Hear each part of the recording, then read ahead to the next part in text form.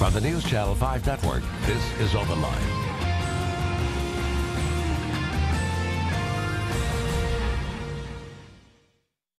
Monday night, welcome to OpenLine, everybody. Rhori Johnston here on News Channel 5 Plus. Thank you for tuning in. We hope you'll take part in the next hour as we talk about political advertising. Yes, you love it, you hate it, right? It's a double-edged sword.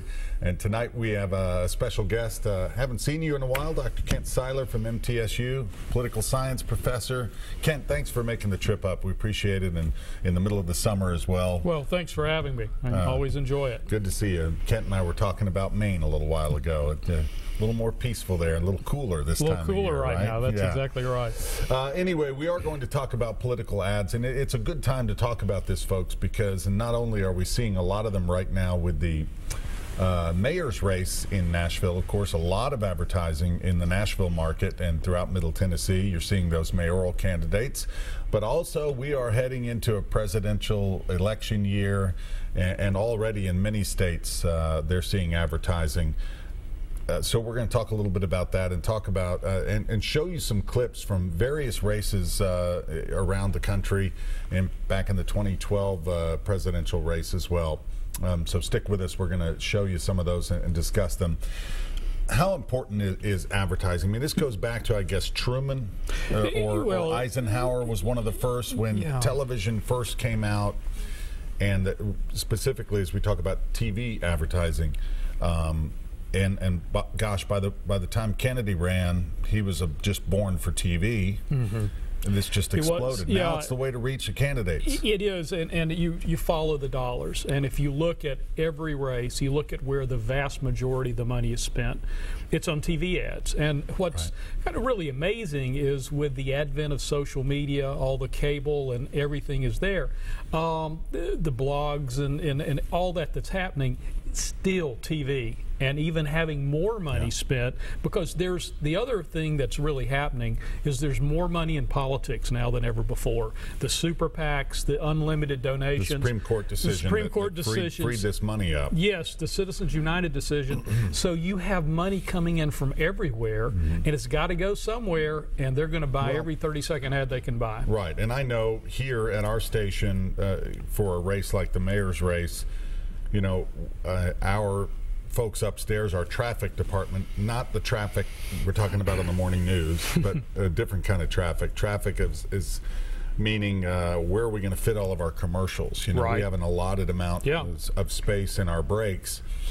We have a lot of advertisers who want time on our air, and we have to free up a lot of space for knowing that, okay, there's going to be ad buys by these different camps, and we want to fit them in and be as fair as possible. And we're taking their money. We're a for-profit operation, and they're spending it. And it's always it's good. Political campaigns are good times for TV sales departments. And I was involved in a race in 1994, and we had an open Senate race, an open governor's race, a lot of congressional races that were contested, and the TV stations actually had to limit us. They would only offer us so many newses a week, and because at the same time you don't want to dump all your regular advertisers who are with you all the time.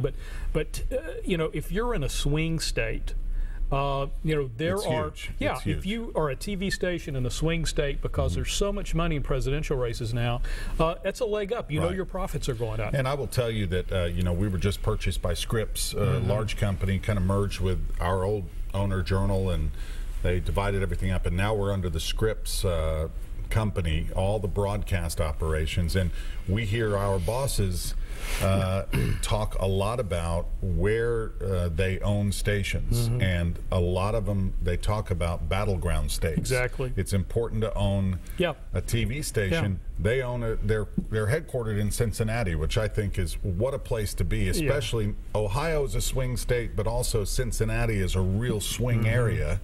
They get inundated. I mean, they make a lot of money. They will make a lot of money next year in presidential. It's a great commentary too on how important money is in politics, and to some extent how it can be a problem, because you've got corporations' bottom lines depending somewhat on whether or not they're in a battleground state.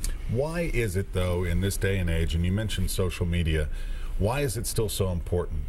And what have candidates learned over the years about what's an effective ad and what isn't, what works and what doesn't, what's reaching the voters themselves? How is it translating into votes and support? It's a good question, and how did we get here? That's a good place to start. Part of my time at Middle Tennessee State is spent in the Albert Gore Research Center, and Albert Gore Sr., who was a Middle Tennessee graduate, and there are pictures of him playing a fiddle out when he's campaigning in the 30s and 40s.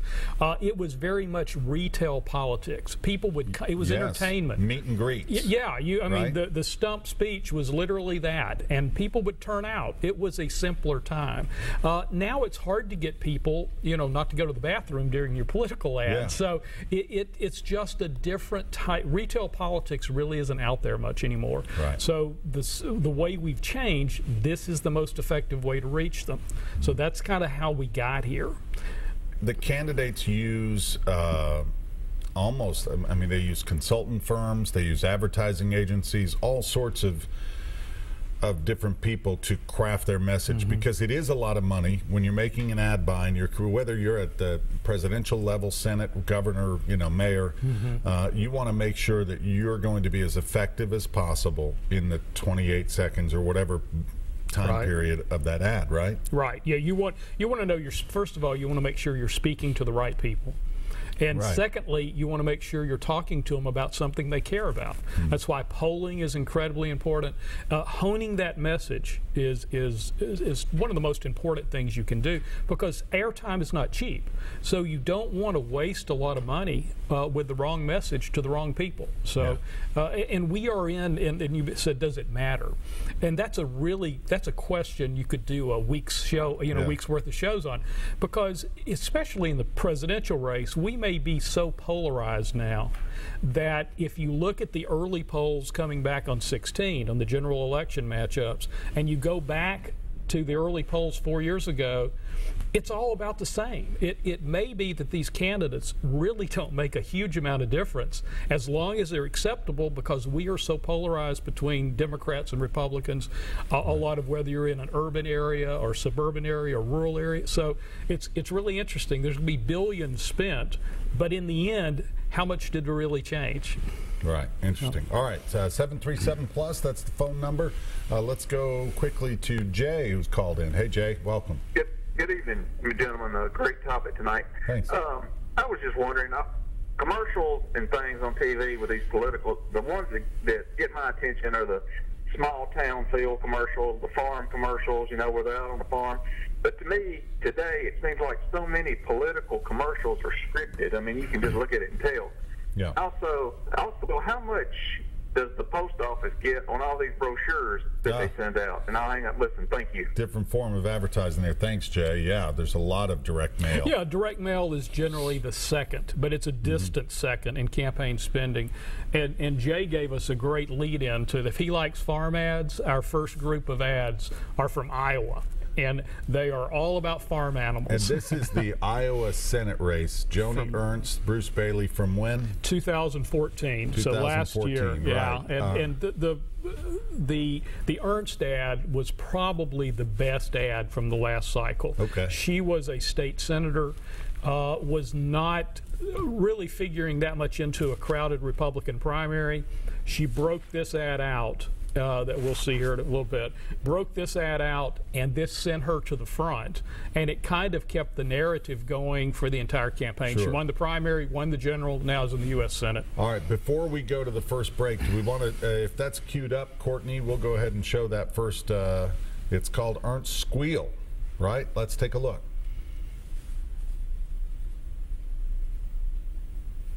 If we have it. Do we have it, Courtney? Oh, we just lost it. All right.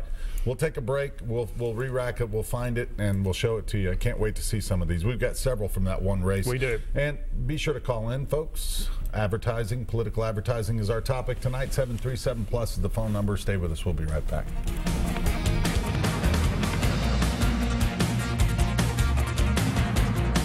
This is a